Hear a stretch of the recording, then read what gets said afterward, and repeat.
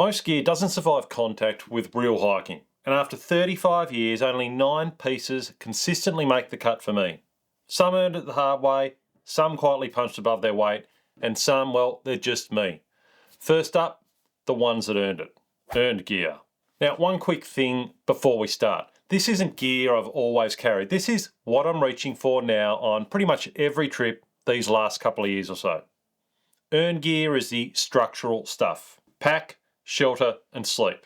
These 3 earned a permanent spot by replacing whatever used to be there. The Whipper Woolamai pack.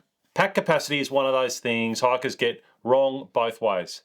Too small and you're strapping things on the outside in the rain, which is not ideal. Too big and you just fill it because you can. And for 12 months now, the Whipper Woolamai has been the only pack that I've been reaching for, this thing here. Now, whether I'm out for one night or 8 days with a full camera kit, it's been the same pack every time. It's just over 1.3 kilos from memory. I'll flash the weight on the screen. It loads up to expedition capacity, but cinches down so I can use it as a day pack on longer trips when I just want to leave my main kit back at camp and I don't have to take an extra day pack with me. I can just take that thing. The bits that make it work are a proper padded harness, load lifters, and a front pocket I can actually use and get plenty of stuff in.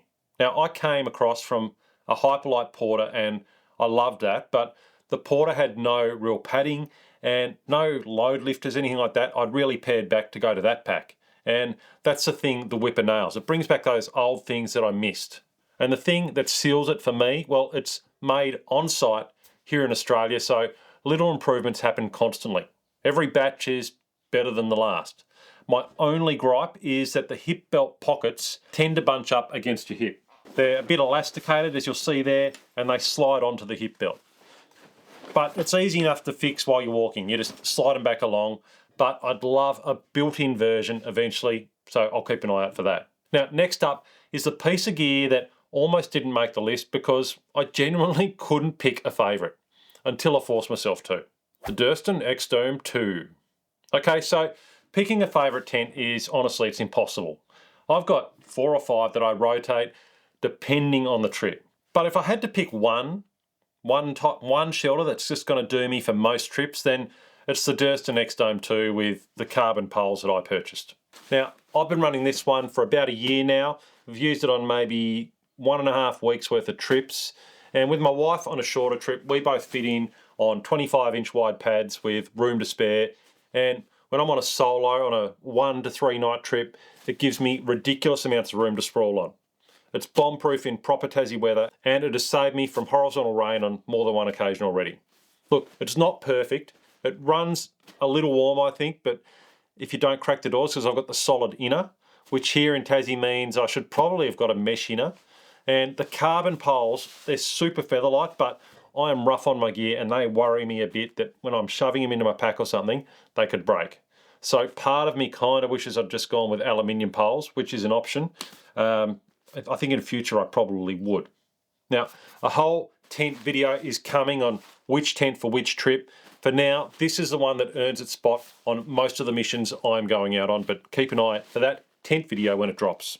But before we move on, sleep is where I kind of refuse to compromise, and that brings us to the system that genuinely changed how I rest at camp. The Zenbivy sleep system. Now, this is where a lot of hikers can underdo it. They obsess over the weight of their sleep system, save a couple of 100 grams, and then sleep like rubbish for the whole trip. And when you sleep like rubbish, then that means that you're going to hike like rubbish the next day. Now, I've been a quilt guy for around 4 or 5 years, but the bit people miss is the Zenbivy isn't just a quilt, it's a system. The integrated sheet locks to the pad, the pillow stays where it should, and that's hooked into your little hood thing as well, and the whole rig just holds together. And that means that you're not rolling off the pad in the night, there's no draft around your shoulders, around the sides, and I actually sleep and can move around inside my sleeping setup very comfortable, as opposed to when I used to be in a sleeping bag and I'd just get all twisted up all night. I'd end up like a corkscrew some nights. It was awful. Now, I run 2 quilts depending on the season. The Ultralight system that they've got, that goes to about -12 degrees Celsius from memory, and has been doing the work on the last few trips I've been on where there's been a lot of snow. And for anything where conditions are feeling around -4 or warmer, I'll grab a newer quilt that I've got off Zenbivy, which is made from the Hypersonic Down, I think it's called, and that one's rated to around -6 degrees. And that one tends to be my go-to quilt these days. It's a bit lighter, it's a hot pink colour, which I love, and it's just a great system. Now, it's not the lightest sleep setup in the world, but sleep is the one place I'll happily carry a bit more, because comfort there, well, it pays you back every hour of the trip when you're feeling good out on the track. Now, that covers the heavy lifters, the pack, the shelter, the sleep, the big calls. And just quickly, before we move on, if you want to see all of this gear in one place, my opinion of it, the exact models, weights, the lot, I built a thing called Trail Kit. Now, it started as my own sort of gear tracker, but I figured if I needed it, others might find it helpful too. It's a free resource, we can go and check out all this gear, and the link's in the description down below. Check it out. All right, the gear that surprises hiker most isn't the big stuff. It's what comes next, and that is surprise gear. Now, surprise gear is the stuff I genuinely didn't expect to love. It's often small, often cheap, and it's easy to ignore. These items quietly do more work than any of the big ticket gear, and most hikers walk straight past them. Ultralight gear, blue food bags. Now, you don't think a food bag matters until you're hunting through your pack on day 6 for your dinner, in the rain, with cold fingers, and everything's a mess, because you didn't organise your food. You just didn't organise it. You should have organised it. You should have put your dinners in that bag, and your breakfast in that bag, and your snacks in that bag. Well, I've got 3 of these blue Dyneema food bags from Ultralight Gear here in Australia, and they've been with me on every trip for the last 2 or 3 years. They're blue, so I can spot them very easily from the bottom of a packed bag without pulling everything out. And on a 9-day mission, I will split my food across 2, probably more like 3 of these. And I'll often even write on the bag, not on this one, I've got written on some bags what's in each bag, just dinners, lunches, whatever. Either sort of 1 per chunk of the trip, like days 1 to 3, or 1 per meal type, whatever your system you sort of prefer. They've got the roll top closure, they've got a big mouth, so there's nothing to fiddle with. You can just open them up and look inside. You can even see through them as well. And I just love them. Small things like this, they don't show up in gear videos because they don't feel like gear. They feel like accessories, but the difference between a clean pack and a chaotic pack at the end of a long trip is exactly this kind of thing. These make the difference, and I love them. The next one is a system I avoided for years. Then a mate forced my hand, and honestly, I haven't looked back. The Toaks 2-pot system. Hot drinks while you're eating dinner, that's the problem I didn't realise I had until I started carrying 2 pots. For years, I cooked and ate out of 1 pot, or I'd take a plastic bowl, something like that. Worked fine. But anytime I wanted a drink with dinner, I had to wait for me to finish my meal, wash the pot, boil water again, and then a mate I've done over 100 days with on the track showed me his setup. And I've taken his setup a step further and called it the 2 Toaks setup. Now, I've got 2 pots that I take. So I've got the wider gauge diameter pot for rehydrating meals and eating out of. I think that's 750ml. Then I've got another 750ml for boiling drink water at the same time. And inside the 750, well, inside there sits my stove, the gas, a lighter, and a little wipe. Whole cook system, top pocket of the pack. This thing sits in there, ready to go. Now, the other half of this system that I picked up off my Woolser is the pot cozy. Now, I made mine at home out of reflective bubble wrap. I just bought that online on Amazon.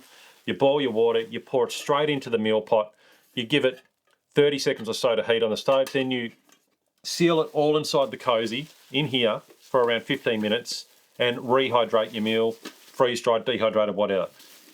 What that does is it saves fuel rather than you just cooking it continuously on the stove. So I'll put it up in there like that, bang, and just leave it.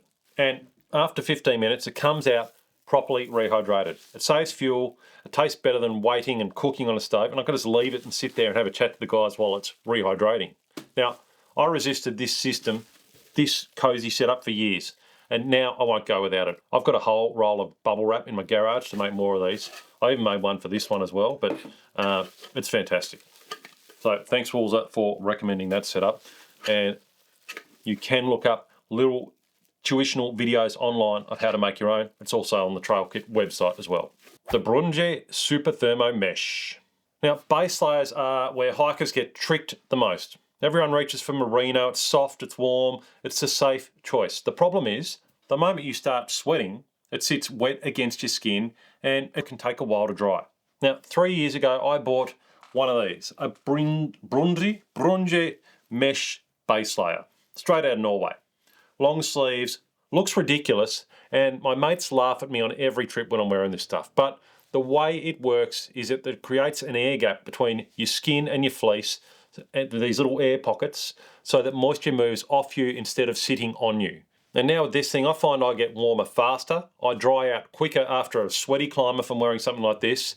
And I've worn it in weather I'd normally have layered up a lot more layers for. I can put this on under my rain jacket with pretty much not much else on and stay very warm. Now, it's the base layer that I take. It comes on every single trip. I love this thing. It's got the full zip neck thing happening as well, which is nice as well. And I'll often pair it with a nice fleece when I'm at camp or something like that. I've been surprised how much I love this thing. Now, the last bucket is the gear that doesn't show up on anyone else's list. And I call it identity gear. Identity gear is the personal stuff. None of it is strictly totally necessary, but it's so woven into how I hike now, I can't separate it from the experience. Other people's lists may not have these. Mine wouldn't be the same without them. The Suunto Vertical 2.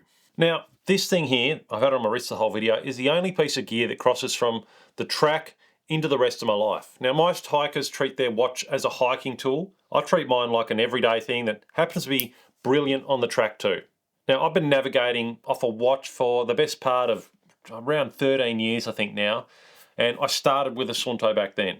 Then I moved to Garmin for a fair while because the route building I felt at that time was better, but last year I came back to Suunto with this, the Vertical 2, and the app finally got good for route building. And that is the exact thing that drove me away in the first place. So now I can drop a GPX in on my phone to the app, very easy, and it syncs straight to my watch and I'm done. Bright display, sits compact on my wrist as well, and doesn't get in the way. It feels, I actually weighed it yesterday and it was like 89 grams, super light, and it's nice and compact on my wrist. The bit that earns it identity gear status is I generally don't take it off. Only time I do take it off is when I sleep, but I train with it, I walk to the shops with it, I hike with it. It's the same watch the whole time, except when I'm playing golf, because Garmin has the golf thing. This doesn't. That's my only thing I wish this had. So I could do golf and tell me distances and stuff. But I digress. And honestly, I love it. It's a great watch, and yeah, it's going to be with me for a while.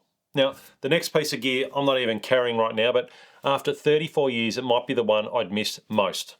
The Helinox ground chair. Sitting properly at camp is a small thing that completely changes how a trip feels, especially as you get older, and especially somewhere like here in Tasmania where the ground is wet most of the year.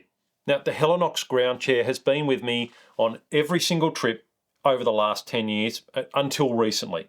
Now, it's a wide stretch seat, low to the ground, not the high stool style, and not those legs that poke into the ground. So it's stable on rough ground and great for around been under the tarp at the end of a long day.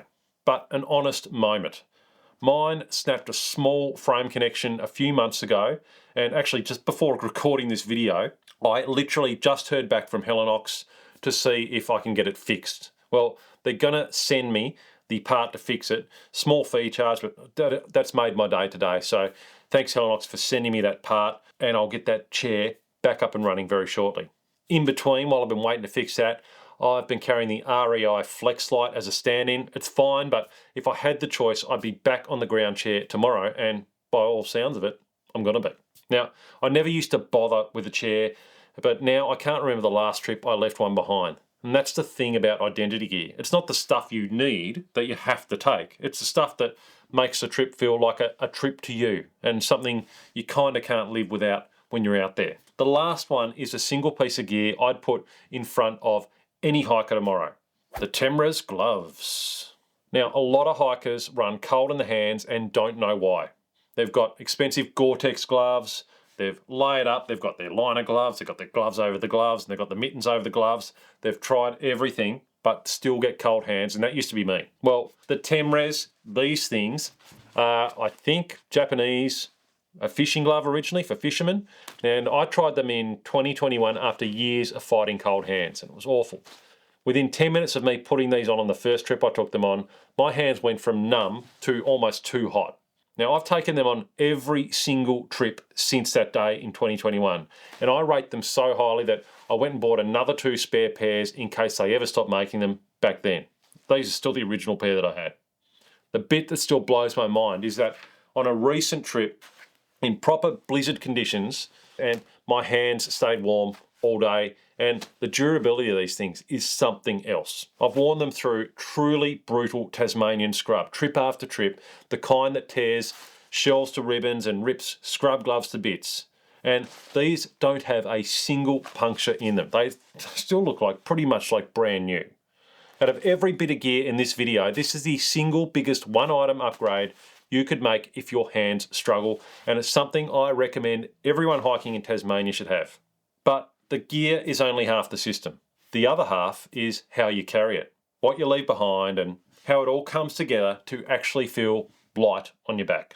So check out this video up here next, which walks you through what 35 years of hiking taught me about gear weight. Look forward to seeing you in there.